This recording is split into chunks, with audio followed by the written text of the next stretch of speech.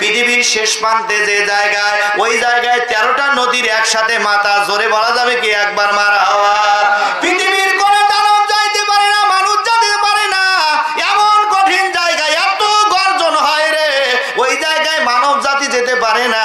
যাওয়ার আগে আল্লাহ তাবারক তাআলা ডাক দিয়ে বললেন, বন্ধু সুলাইমান ওই জায়গায় যাওয়া যাবে না। বন্ধু বলছে, আল্লাহ আমার প্রাণপ্রিয় স্ত্রী যেতে বলেছে, আমার স্ত্রীর জন্য আখিরি জামানার পয়গম্বর নবীর ওসিলায় আল্লাহ তুমি আমাকে ওই জায়গায় যাওয়ার শক্তি দিয়ে দাও। জোরে বলা যাবে কি মারহাবা। আল্লাহ ডাকতে বললেন, আমার হাবিব আমার নবীকে না সৃষ্টি করলে রে, এ পয়গম্বর সুলাইমান তোর মতো পাওয়ারফুল নবীকে সৃষ্টি করতাম না, তুই শুধু জেন জাতিদের বাদশাহ, বাদশার বাদশা রে, কিন্তু আমার নবী সরকারে তো আলম নবী, আসমান জমিন নয় রে, 7 তলা আসমান জমিন নয় রে, আমি আল্লাহর নবী। কল্লা মারহাবা। তাম দুনিয়া পাগল খানায় কাবার রে, আর খানায় কাবা আমি আল্লাহর পাগল। কোটি কোটি মানুষ খানায় কাবার পাগল কিনা, জোরে বলেন পাগল কিনা। খানায় কাবা মালিকের পাগল, মালিককে কেমন করে পাইব, আমার আল্লাহকে কেমন করে পাইব, আমার মালিককে কেমন করে পাইব। এ সোনার মানিকের আব্বা জানেরা, ভাই জানেরা, কার না মনে চায় মক্কা মদিনায় যাইতে। আল্লাহর হাবিব সরকারে দো আলম নবী ডাকতে বলতেছে, এ তামাম দুনিয়ার মানুষের উম্মতিরা রে, যখন সুন্দর করে খানায় কাবার গেলাম, কানা ধরে বলে আল্লাহুম্মা লা শারীকা লা লাব্বাইক আল্লাহুম্মা। আল্লাহ বলে, বান্দার ভিতরে আর পর্দা থাকে না রে, আমি আল্লাহ তাবারক তাআলা ওই বান্দাকে দেখার সাথে সাথে আমি আল্লাহ ওই বান্দার তামাম জীবনের গুনাহগুলো মাফ করে দেই। জোরে জোরে বলি মারহাবা। কত দুদিন আগে একজন প্রশ্ন করছে, হুজুর খানায় কাবা ধরে আসলাম, আল ঠেললাম, কথা কয় না রে, খানায় কাবা ধরে আসলাম, আল ঠেললাম, আলের মধ্যে কোপ দিলাম, কাবা হবে। আল্লাহ তাবারক তাআলার হাবিব বলতেছে, ওই হাদিকে কিয়ামতের ময়দানে এক জমিন মুখের মধ্যে দিবি। কয় জমিন? এই যে পৃথিবীটা আছে, এই পৃথিবীটা 1 ইঞ্চি বেশি খাইলে এর জমিনটা মুখের ভিতর দিয়ে দেওয়া আরম্ভ করে দিবে। বান্দা পারবে না, পিঠের উপরে তুলে দিবে, পারবে না, বান্দা ভেঙে তছনছ হয়ে যাবে। আল্লাহর কাছে মাফ চাইবে, আল্লাহ আমাকে মাফ করে দাও। আল্লাহ ডাকতে বলবে, না বান্দা, যে বান্দার আল কাটছ ওই বান্দার কাছে মাফ চা, আমি আল্লাহ তোকে মাফ করব, না হলে মাফ করব না, মাফ করব মাফ করব না। সোনার মানিকেরা, আব্বা জানেরা, ভাই জানেরা, দিকে লক্ষ্য করো, খানায় কাবা হলো মালিকের পাগল, আর আমার আল্লাহ তাবারক তাআলা ডাকতে বলে আমি নবীর পাগল, আর আমার নবী ডাকতে বলে আমার গুনাহগার উম্মতি মুহাম্মদীর আমি নবী পাগল। জোরে বলা যাবে কি একবার মারহাবা। আল্লাহ কোরআন ও কারিমের ভিতর আমার সাল্লাকা ইল্লা রাহমাতাল লিল আলামিন।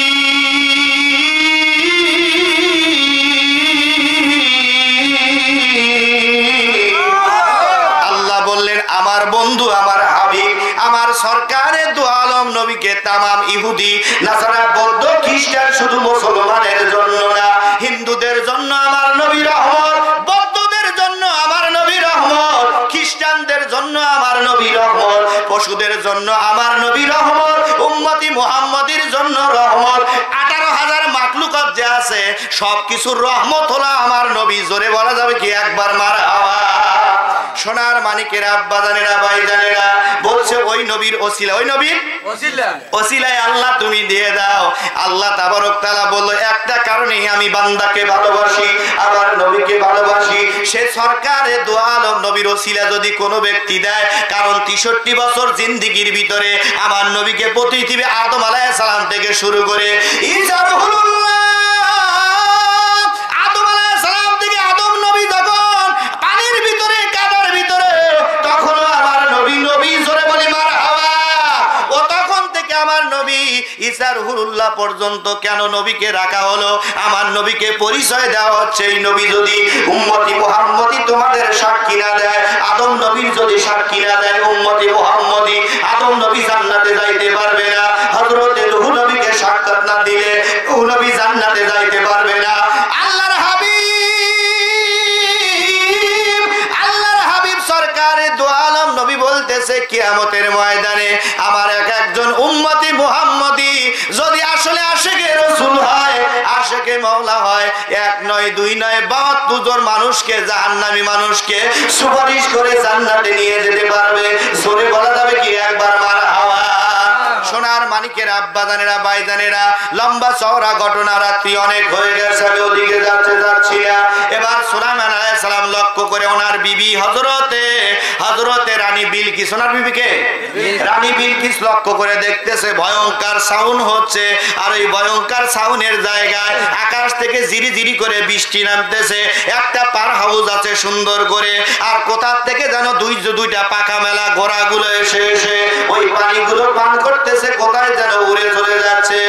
আল্লাহর পয়গম্বর হযরত সুলাইমান আলাইহিস সালাম বলছে, এমন একজন মানুষকে নিয়ে আসছি রে, এই ঘোড়ায় তো ওঠার কথা বলবে, এই ঘোড়া ওঠার কথা তো বলে আসছে, যে কথা সেই কামি বলতে দেরি অন্তর থেকে বলে, পয়গম্বর সুলাইমান, আমি তোমার কাছে কিছু চাই নাই, আমার যে রাজত্ব ছিল সব তোমার দরবারে দিয়েছি, কিন্তু এই ঘোড়ায় আমাকে তুলতে হবে। জোরে বলি মারহাবা।